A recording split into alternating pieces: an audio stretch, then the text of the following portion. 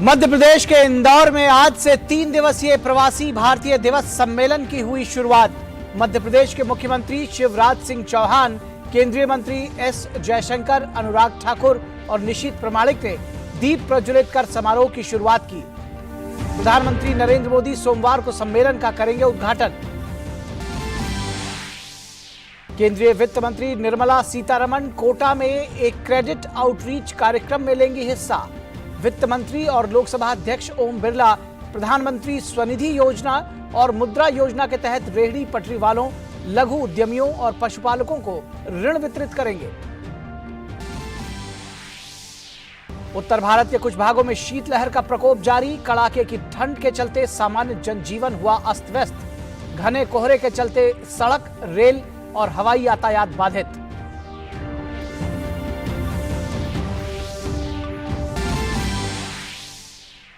अंतर्राष्ट्रीय खबरों में चीन ने कोविड-19 महामारी के कारण अंतर्राष्ट्रीय यात्रियों पर 3 साल से लागू प्रतिबंध समाप्त करते हुए अपनी सीमाएं खोली।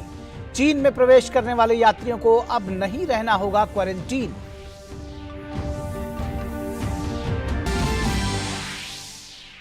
खेल की खबरों में श्रीलंका के खिलाफ 3 T20 मैचों की सीरीज पर भारत ने 2-1 से किया कब्जा।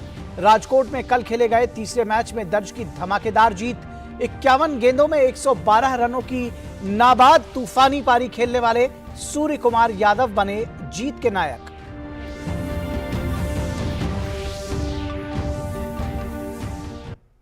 नमस्कार, स्वागत है आपका डीडी न्यूज के इस बुलेटिन में। मैं हूं निखिल सिंह और आइए खबरों को विस्तार से देखते हैं। मध्य प्रदेश के इंदौर में आज से 3 दिवसीय प्रवासी भारतीय दिवस सम्मेलन शुरू हो गया। सम्मेलन की शुरुआत दीप प्रज्वलन के साथ हुई। मध्य प्रदेश के मुख्यमंत्री शिवराज सिंह चौहान, केंद्रीय मंत्री एस जयशंकर, अनुराग ठाकुर और निशीथ प्रामाणिक ने दीप प्रज्वलन किया। सम्मेलन का समापन 10 जनवरी को होगा। प्रधानमंत्री नरेंद्र मोदी सोमवार को इस सम्मेलन का औपचारिक उद्घाटन करेंगे, जबकि राष्ट्रपति द्रौपदी मुर्मू सम्मेलन के समापन सत्र की अध्यक्षता करेंगी तथा प्रवासी भारतीय सम्मान प्रदान करेंगी। 17वें प्रवासी भारतीय दिवस सम्मेलन का विषय है प्रवासी अमृत काल में भारत की प्रगति में विश्वसनीय भागीदार। 70 विभिन्न देशों के 3500 से अधिक प्रवासी भारतीय इस सम्मेलन में शामिल हो रहे हैं।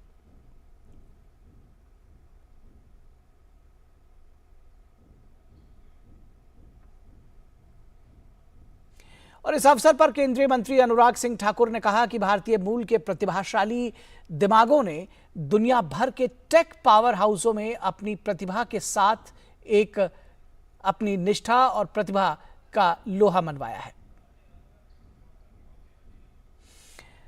और जोशी मठ पर आज दोपहर प्रधानमंत्री कार्यालय की एक अहम बैठक होगी। प्रधानमंत्री के प्रधान सचिव डॉक्टर पीके मिश्रा आज दोपहर उच्च स्तरीय समीक्षा बैठक करेंगे। बैठक में कैबिनेट सचिव और भारत सरकार के वरिष्ठ अधिकारियों और राष्ट्रीय आपदा प्रबंधन प्राधिकरण के सदस्य शामिल रहेंगे।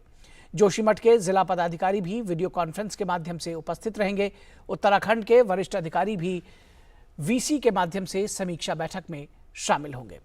तो ये अभी की खबर है। राष्ट्रीय आपदा प्रबंधन प्राधिकरण के सदस्य भी इस बैठक में उपस्थित रहेंगे। जोशीमठ के जिला पदाधिकारी भी वीडियो कॉन्फ्रेंस के माध्यम से उपस्थित रहेंगे। प्रधानमंत्री की अगुवाई में एक वीडियो कॉन्फ्रेंसिंग बैठक होगी जिसमें समीक्षा की जाएगी। इस पूरी जो घटना है जोशीमठ के हालात पर आज दोपहर प्रधानमंत्री कार्यालय की एक अहम बैठक है। प्रधानमंत्री के प्रधान सचिव डॉक्टर पीके मिश्रा उच्च स्तरीय समीक्षा बैठक करेंगे। प्रधानमंत्री कार्यालय की ये बैठक है और कैबिनेट सचिव और भारत सरकार के वरिष्ठ अधिकारी इस बैठक में शामिल होंगे। राष्ट्रीय आपदा प्रबंधन प्राधिकरण के सदस्य भी इस बैठक में उपस्थित रहेंगे। इसके साथ ही साथ जोशीमठ के जिला पदाधिकारी भी वीडियो कॉन्फ्रेंस के माध्यम से इस बैठक में उपस्थित रहेंगे। उत्तराखंड के वरिष्ठ अधिकारी भी वीडियो कॉन्फ्रेंस के माध्यम से समीक्षा बैठक में शामिल होंगे। जोशीमठ के हालात पर आज दोपहर प्रधानमंत्री कार्यालय की अहम बैठक होगी। हमारे संवाददाता अरुण शर्मा इस पूरी खबर पर बातचीत करने के लिए हमारे साथ मौजूद हैं। अरुण, प्रधानमंत्री कार्यालय की तरफ से प्रधानमंत्री कार्यालय में कैबिनेट सचिव और भारत सरकार के वरिष्ठ अधिकारी के साथ साथ तमाम जो जिले स्तर के जो अधिकारी हैं वो भी रहेंगे इस बैठक में। राष्ट्रीय आपदा प्रबंधन प्राधिकरण के सदस्य भी इस बैठक में रहेंगे। क्या कुछ इस बैठक में किस तरह की आप देख रहे हैं कि किन किन चीज़ों की समीक्षा की जाएगी?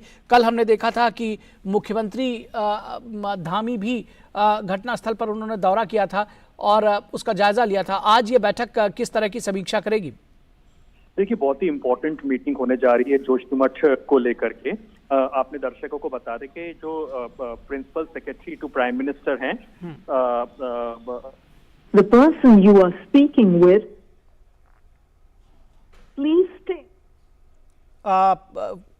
फोन लाइन पर अब फिलहाल कट गई है, कुछ नेटवर्क प्रॉब्लम है। हम दोबारा अरुण शर्मा को जोड़ने की कोशिश करेंगे, लेकिन फिलहाल अपने दर्शकों को बता दें कि उत्तराखंड के जोशी मठ की स्थिति को देखते हुए एक समीक्षा बैठक प्रधानमंत्री कार्यालय की तरफ से में एक अहम बैठक की गई है, जो कि वीडियो कॉन्फ्रेंसिंग के जरिए होगी। प्रधानमंत्री के प्रधान सचिव डॉक्टर पीके मिश्रा उच्च स्तरीय बैठक की समीक्षा करेंगे और इस बैठक में कैबिनेट सचिव और भारत सरकार के वरिष्ठ अधिकारी शामिल होंगे और भारत सरकार के वरिष्ठ अधिकारियों के साथ ही साथ राष्ट्रीय आपदा प्रबंधन प्राधिकरण के सदस्य इस बैठक में उपस्थित रहेंगे। जोशीमठ के जिला पदाधिकारी भी वीडियो कॉन्फ्रेंस के माध्यम से उपस्थित रहेंगे। ये बेहद महत्वपूर्ण बैठक इस लिहाज से भी कही जा रही है कि जोशीमठ में जो पूरी जो घटना हुई है उसकी समीक्षा की जाएगी, किस तरह से वहां पर राहत पहुंचाई जा सकती है, किस तरह से राहत कार्य अभी चल रहे हैं और आगे क्या कुछ कार्य योजना बनाई जानी है। इस पर एक समीक्षा बैठक प्रधान सचिव प्रधानमंत्री के डॉक्टर पीके मिश्रा एक उच्च स्तरीय बैठक की समीक्षा करेंगे, जिसमें कैबिनेट सचिव और भारत सरकार के वरिष्ठ अधिकारी शामिल होंगे। इसके साथ ही साथ इस बैठक में राष्ट्रीय आपदा प्रबंधन प्राधिकरण के सदस्य भी उपस्थित रहेंगे और इन सदस्यों के अलावा भी जोशीमठ के जिला पदाधिकारी भी वीडियो कॉन्फ्रेंस के माध्यम से इस बैठक में उपस्थित रहेंगे। हमारे संवाददाता अरुण शर्मा इस बैठक के बारे में और ज्यादा जानकारी देने के लिए हमारे साथ जुड़ चुके हैं। एक बार फिर से अरुण, आप बता रहे थे कि कितनी महत्वपूर्ण है ये बैठक। बिल्कुल निखिल, देखिए अपने दर्शकों को बता दें कि जो principal secretary to prime minister है डॉक्टर पीके मिश्रा, वो ये हाई लेवल मीटिंग को आज चेयर करने जा रहे हैं और इसमें जो सीनियर ऑफिशियल्स है गवर्नमेंट ऑफ इंडिया के वो भी मौजूद रहेंगे। साथ ही जो नेशनल डिजास्टर मैनेजमेंट अथॉरिटी होती है उनके जो ऑफिशियल्स है वो भी मौजूद रहेंगे। बहुत ही इंपॉर्टेंट होने जा रही है, क्योंकि हम जानते हैं कि जोशीमठ में लगातार जिस तरह से लैंडस्लाइड्स हमने देखी हैं और जिस तरह से जो क्रैक्स वहां धरती पे पड़ रहे, तो जो लोकल लोगों की काफी ज्यादा कंसर्न थे। प्राइम मिनिस्टर मोदी हर बार या हर इंटरनेशनल प्लेटफॉर्म पर, नेशनल प्लेटफॉर्म पर इस बात का जिक्र करते हैं कि इकोनॉमी और इकोलॉजी दोनों को एक साथ आगे लेकर के जाना है, यानी कि पर्यावरण हो और अर्थव्यवस्था दोनों को एक साथ बढ़ावा देना है। लेकिन कई बार ये होता है कि पर्यावरण कॉम्प्रोमाइज हो जाती है, इकोलॉजिकल जो एस्पेक्ट होता है कॉम्प्रोमाइज हो जाते हैं। हम इस बात को भी जानते हैं कि उत्तराखंड जैसा जो क्षेत्र है टूरिज्म के लिहाज से बहुत इंपॉर्टेंट है। वहाँ पे बद्रीनाथ, केदारनाथ, गंगोत्री, यमुनोत्री जैसे धाम भी मौजूद हैं। तो वही दूसरी तरफ हम देखते हैं कि जो रिलीजियस टूरिज्म के लिहाज से मैसिव ओवर 1 मिलियन जो टूरिस्ट है वो ट्रैवल करते हैं ओवर द पीरियड ऑफ एक साल के अंदर। तो एनुअल बेसिस पर इतना मैसिव ट्रैवलिंग वहाँ पे हो रहा है और उसी वजह से वहाँ पे इंफ्रास्ट्रक्चर को बढ़ाने के लिए जो कंपनीज हैं वो अपने एक्सपेंशन को भी करती हैं। तो यही वजह होता है कि कई बार एनवायरनमेंट कॉम्प्रोमाइज हो जाता है और यही हम देख रहे हैं कि हाल ही में जोशीमठ के जो हालात हैं कुछ बिगड़ते नजर आ रहे हैं। लगातार जो चीफ मिनिस्टर उत्तराखंड के उन्होंने सिचुएशन का जायजा लिया है और अब जो principal secretary to prime minister है उनको पूरा एक रिव्यू दिया जाएगा कि आखिरकार क्या सिचुएशन ग्राउंड के ऊपर है, किस तरह से लोगों को यहाँ पे जो रेस्क्यू ऑपरेशन है वो किए जा रहे हैं, जहाँ पर क्रैक्स ज्यादा पड़ रहे हैं, सिचुएशन ज्यादा खराब हो रही है, तो वहाँ पे कैसे जो लोग वहाँ पे जो स्थानीय लोग हैं उनको कैसे शिफ्ट किया जाए दूसरी जगह पर। दूसरा, स्थानीय जो लोकल एडमिनिस्ट्रेशन है उन्होंने जो हेल्पलाइन नंबर्स को रोल आउट किया हुआ है, जिस पर लोग अगर किसी को कोई दिक्कत है तो उस पर फोन करके लगातार सहायता मांग सकते हैं। सेंटर की तरफ से या फिर जो स्टेट लेवल की तरफ से लगातार रेस्क्यू ऑपरेशन को अंजाम देने के लिए जो वेरियस रेस्क्यू टीम्स होती है उनको उतारा गया है। तो कई सारे इस तरह पर इनिशिएटिव लिए जा रहे हैं जिससे कि प्राइमरीली कोई ज्यादा जान माल का नुकसान ना हो वहां पर। और क्योंकि ठंड का समय है, माइनस के अंदर टेम्परेचर इस समय पर उत्तराखंड के अंदर है, तो हम समझ सकते हैं कि वहाँ पे कितना लोगों को दिक्कत का सामना करना पड़ रहा होगा। और इसी वजह से प्राइम मिनिस्टर नरेंद्र मोदी ने बिल्कुल एक तरह से निर्देश दिया है कि त्वरित इस पर कार्रवाई की जाए और किस तरह से राहत पहुंचाई जा सके ग्राउंड लेवल पर, इसको सुनिश्चित किया जा सके, और इसीलिए principal secretary to prime minister आज हाई लेवल मीटिंग को चेयर करने जा रहे हैं। जी, principal secretary to prime minister PK Mishra इसमें मौजूद रहेंगे, केंद्र सरकार के तमाम वरिष्ठ मंत्री आला अधिकारी मौजूद रहेंगे। साथ ही साथ जिस तरह से आपने जानकारी दी कि जो जिला के पदाधिकारी हैं वो भी रहेंगे, यानी कि जो समीक्षा होगी वो किस तरह से केंद्र की मदद पहुंचाई जा सकती है और किस तरह से वहां की दिक्कतें हैं जिसके बारे में जानकारी मिल सकेगी इस बैठक में। देखिए, अगर इस बैठक को समझने की कोशिश करें तो जो principal secretary to prime minister है उनको बकायदा वीडियो फोटोज के माध्यम से, प्रेजेंटेशन के माध्यम से ब्रीफ दिया जाएगा जो लोकल एडमिनिस्ट्रेशन है, क्योंकि वो भी इस बैठक के अंदर जुड़ेंगे। जो लोकल एडमिनिस्ट्रेशन के लोग हैं वो वर्चुअली भी वीडियो कॉन्फ्रेंसिंग के माध्यम से जुड़ेंगे, तो उनको वीडियोज फोटोग्राफ्स के माध्यम से बताया जाएगा कि आखिर ग्राउंड सिचुएशन इस समय पर क्या कुछ है। दूसरा, उनको इस बारे में अवगत कराया जाएगा कि इस समय पर आखिरकार जो स्टेट है वो क्या कुछ स्टेप्स ले रही है जिससे कि जान माल का नुकसान ना हो, लोगों को राहत पहुंचाई जा सके, और सेंटर से किस तरह की जो हेल्प है उसकी अपेक्षा की जा रही है स्टेट द्वारा। थर्ड नंबर पर यह है कि किस तरह से हेल्पलाइन नंबर को रोल आउट किया गया है, किस तरह से प्राइमरी लोगों को एक तरह से अगर शिफ्ट करने की नौबत आ रही है तो कहां पर शिफ्ट किया जा रहा है उसका इंश्योर किया जा सके। इससे पहले भी हमने देखा है कि कभी भी इस तरह की जो कैजुअलिटीज होती हैं, डिजास्टर्स होते हैं, तो प्राइम मिनिस्टर मोदी का सबसे पहला फोकस ये होता है कि कैसे आप जान माल को नुकसान होने से रोक सकें। दूसरा, कैसे, क्योंकि सर्दी का समय है, माइनस के अंदर टेम्परेचर चल रहा है उत्तराखंड के अंदर, दूरदर्शन न्यूज की टीम भी इस समय पर ग्राउंड जीरो पर मौजूद है, जो लगातार अपने दर्शकों को हम अपडेट दे रहे हैं कि किस तरह से -डिग्री के टेम्परेचर में भी जो लोकल एडमिनिस्ट्रेशन है पूरी जो सहायता पहुंचा रहा है। खाने की दिक्कत हो, सर्दी में जैसे कंबल होते हैं या जो गर्म कपड़े हैं वो मुहैया कराए जा रहे हैं। अगर शिफ्ट करना है, क्योंकि क्रैक्स इस समय पर काफी ज्यादा विजिबल हो रहे हैं और लैंडस्लाइड का खतरा लगातार बरकरार है जोशीमठ के अंदर। जैसा कि मैंने पहले भी आपको बताया, over 1 million religious tourist travel करते हैं। बद्रीनाथ हो गया, केदारनाथ हो गया, गंगोत्री हो गया, यमुनोत्री हो गया, कई जो वेरियस धाम यहाँ रिलीजियस कहा जाता है, गेटवे टू द हिमालयस कहा जाता है उत्तराखंड को। इसकी वजह से मैसिव इनफ्लो होता है टूरिस्ट का भी यहाँ पर, और इसी वजह से कैपेसिटी एक्सपैंड करती है कंपनीज यहाँ पर। हमने देखा कि किस तरह से कैपेसिटी एक्सपेंशन किया गया, इंफ्रा के लिए आगे कैपेसिटी को बढ़ाया गया। इस वजह से जोशीमठ के अंदर हम लगातार देखने के दरारें देखने को मिल रही हैं, और इसी वजह से लैंडस्लाइड का खतरा काफी बढ़ा हुआ है। तो इन तमाम चीजों पर एक तरह से ब्रीफ दिया जाएगा जो कि principal secretary to prime minister हैं। और जैसा कि हम जानते हैं कि प्राइम मिनिस्टर नरेंद्र मोदी का अप्रोच हमेशा इस बात पर रहता है कि ह्यूमैनिटेरियन अप्रोच रहता है कि कैसे त्वरित कार्रवाई हो, जान माल का नुकसान बिल्कुल ना हो, इस बात पर फोकस रखा जाए। तो आज जो लोकल एडमिनिस्ट्रेशन है इस तरह का ब्रीफ जो होगा जो principal secretary to prime minister उनको देगा। जी, तमाम छोटी चीजें रहती हैं, उसके अलावा जो फंड्स वगैरह हैं, क्या उस तरह की कोई सहायता भी केंद्र सरकार की तरफ से पहुंचाई जा सकती है? आपने कहा कि केंद्र सरकार से जो कुछ मदद की अपेक्षा होगी उसकी भी जानकारी इस बैठक के जरिए मिलेगी। देखिए, ऐसे केसेस में होता ये है कि स्टेट फंड्स डिपेंड करता है हम किसके लिए यूटिलाइजेशन कर रहे हैं। इस समय पर जो स्टेट है उनका जो सबसे पहली प्रायोरिटी ये है कि हम लोग कैसे रेस्क्यू को अंजाम दे सकें। लैंडस्लाइड अगर होते हैं, क्योंकि प्राइम मिनिस्टर मोदी कहते हैं कि आप डिजास्टर्स को फोरकास्ट कीजिए और उससे लोगों को बचाने की कोशिश कीजिए। इसी को डिजास्टर रेजिलेंट इंफ्रास्ट्रक्चर की प्राइम मिनिस्टर मोदी बातचीत करते हैं। तो आज भी जो बैठक होने जा रही है इसका जो प्राइम फोकस रहने जा रहा है, जो केंद्र रहने जा रहा है, वो यही रहेगा कि आखिरकार कितना जानमाल का नुकसान ना हो और उसको हम किस तरह से बचा सकें, इंफ्रा को डैमेज कम से कम हो, लोगों को की जानों को बचाया जा सके। क्योंकि इस समय पर जिस तरह की रिपोर्ट्स आ रही हैं कई जगह, जिस तरह से मैसिव क्रैक्स देखने को मिल रहे हैं, दरारें देखने को मिल रही हैं, उससे लग रहा है कि लैंडस्लाइड का खतरा बढ़ गया है। सर्दी के अंदर जब वेदर चेंज जब होता है तो हम देखते हैं कि जब बर्फीली हवाएं चलती हैं या स्नोफॉल एस्केलेट होता है तो ऐसे में बहुत एक कास्केडिंग इम्पैक्ट भी देखने को मिलता है, जिसकी वजह से लैंडस्लाइड को एक तरह से एग्रीवेट हो जाता है। तो लैंडस्लाइड सिचुएशन ना बढ़ जाए तो ऐसे में सबसे पहली प्रायोरिटी ये है कि कैसे वहां पे जो लोग हैं उनको एक तरह से सेफ शेल्टर्स में पहुंचाया जा सके।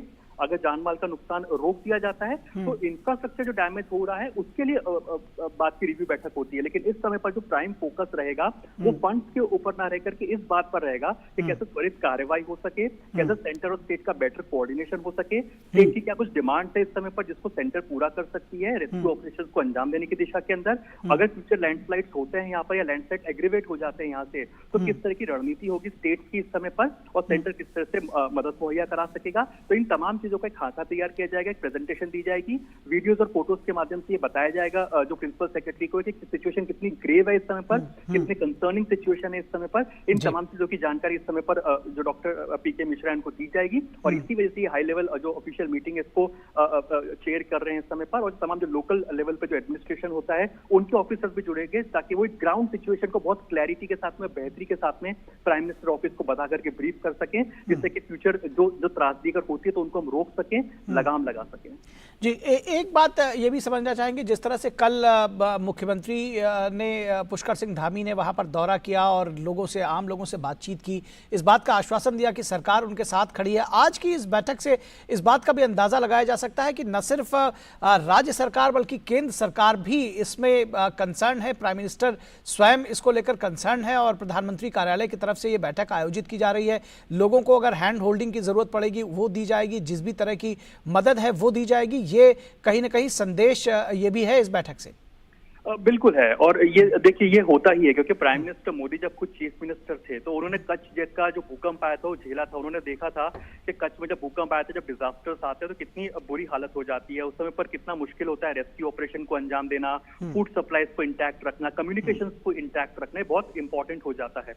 और यही वजह है कि वो इस बात को समझते हैं और वो लगातार इस बात की वकालत करते रहे कि सेंटर और स्टेट में बहुत बेहतर कोऑर्डिनेशन होना चाहिए, स्पेसिफिकली डिजास्टर्स के लिहाज से। और ये चाहे आप देखिए कि ईस्टर्न कोस्ट पे अगर साइक्लोन्स की बात हो, कभी साइक्लोन्स जब भी आते हैं या जैसे हमने देखा टॉप नॉर्दर्न के अंदर, उत्तराखंड जैसे इलाकों के अंदर जब भी लैंडस्लाइड एस्केलेट होती है, एग्रेवेट होती है, तो सीधा अप्रोच प्राइम मिनिस्टर का बहुत ही ह्यूमैनिटेरियन रहता है। सबसे पहले यही रहता है कि कैसे आप जान माल को कम से कम नुकसान हो उसका हम फोकस कर सके। दूसरा, कम्युनिकेशन को कैसे इंटैक्ट रख सके, क्योंकि ऐसे समय में ज्यादातर कम्युनिकेशन ठप हो जाते हैं, डैमेज हो जाते हैं, तो उसको कितना जल्द से जल्द रिस्टोर किया जा सकता है। कितनी स्टैंड बाय टीम्स की जरूरत है सेंट्रल की तरफ से, जो कि रेस्क्यू ऑपरेशन की जो टीम होती है, क्योंकि इसमें हम देखते हैं कि नेशनल डिजास्टर मैनेजमेंट अथॉरिटी के जो मेंबर्स हैं वो भी इसमें शामिल होने जा रहे हैं। तो कैसे एक इंटीग्रेटेड अप्रोच हो सके, क्योंकि डिजास्टर्स को फाइट करने का सिर्फ एक ही तरीका होता है कि आप कैसे एक कोऑर्डिनेटेड एफर्ट के साथ में काम कर सके, चाहे सेंट्रल टीम्स हो या स्टेट लेवल की जो टीम्स हो जो डिजास्टर को मैनेज करती हैं, वो कैसे कोऑर्डिनेशन के साथ में काम कर सके। और ये कोऑर्डिनेशन तभी पॉसिबल हो पाता है जब आपके पास एक क्लियर पिक्चर हो कि ग्राउंड में सिचुएशन कितनी ग्रेव है, कितनी कंसर्निंग है। जैसा कि हम अपने दर्शकों को बता रहे हैं और दूरदर्शन न्यूज की टीम भी ग्राउंड जीरो पर इस समय पर मौजूद है उत्तराखंड के अंदर जोशीमठ पर, जहां पर क्रैक्स देखने को विजिबल काफी दिख रहे हैं, एस्केलेट हुए हैं क्रैक्स और लैंडस्लाइड का खतरा बहुत बड़ा हुआ है वहां पर। तो जाहिर सी बात है कि सिचुएशन को हम कैसे पहले से फोरकास्ट कर सकें, कैसे जो डिजास्टर है पहले से रोका जा सके, जान माल को सबसे पहले नुकसान कम से कम हो, लोगों की जान ना जाए, इस बात पर फोकस प्राइम मिनिस्टर मोदी का भी। और यही वजह है कि प्राइम मिनिस्टर मोदी के जो प्रिंसिपल सेक्रेटरी है वो इस बैठक को चेयर करने जा रहे हैं, जिसमें होलिस्टिक पिक्चर पेश की जाएगी कि ग्राउंड सिचुएशन क्या है और किस तरह के कोऑर्डिनेटेड एफर्ट्स की इस समय पर जरूरत है जहां तक जोशीमठ की बात की जाए तो। लेकिन फोकस प्राइम मिनिस्टर का हमेशा इस बात पर रहता है कि एनवायरमेंट और इकोनॉमी दोनों एक साथ चल सके। कई बार एनवायरमेंट कॉम्प्रोमाइज होता है और ये चीज हम इस समय पर देख रहे हैं कि एनवायरमेंट कॉम्प्रोमाइज हुआ है, इस वजह से इस तरह के लैंडस्लाइड या फिर क्रैक्स जोशीमठ में देखने को मिल रहे हैं। और यही वजह कि प्राइम मिनिस्टर मोदी का यही इंटीग्रेटेड अप्रोच या होलिस्टिक अप्रोच है कि कैसे जान माल के नुकसान को रोका जा सके और प्राइमरीली कैसे एक कोऑर्डिनेटेड एफर्ट्स के साथ में रेस्क्यू ऑपरेशन को अंजाम दिया जा सके। जी, निश्चित तौर पर तो जोशीमठ के हालात पर आज दोपहर प्रधानमंत्री कार्यालय की अहम बैठक है। जानकारी दे रहे थे हमारे संवाददाता अरुण शर्मा। बहुत शुक्रिया अरुण इस तमाम बातचीत और जानकारी के लिए। और बढ़ते हैं अगली खबर की तरफ। चीन में कोरोना के बढ़ते मामलों के बीच अंतर्राष्ट्रीय यात्रियों के लिए कोरोना प्रतिबंधों को समाप्त कर दिया गया है। प्रतिबंधों में ढील के बाद चीन में प्रवेश करने वाले यात्रियों को अब क्वारंटीन नहीं रहना होगा। इससे पहले 3 साल तक चीन में आने वाले यात्रियों को 2 हफ्ते तक क्वारंटीन रहना जरूरी था। चीन में इस समय कोरोना के नए वेरिएंट का कहर तेजी से बढ़ रहा है। कोरोना के बढ़ते मामलों से अस्पतालों की व्यवस्था पूरी तरह से चरमरा गई है। विश्व स्वास्थ्य संगठन भी चीन में कोरोना के बढ़ते मामलों पर चिंता जता चुका है। और भारत के स्टार एथलीट और ओलंपिक स्वर्ण पदक विजेता नीरज चोपड़ा इन दिनों इंग्लैंड में ट्रेनिंग ले रहे हैं। अभी हाल ही में 4 बार के ओलंपिक स्वर्ण पदक विजेता माइकल जॉनसन ने उनके प्रशिक्षण का एक वीडियो साझा करते हुए उनकी तारीफ की थी। वहीं नीरज का भी मानना है कि साल 2023 में उनकी कोशिश 90 मीटर थ्रो के लक्ष्य को प्राप्त करने की होगी।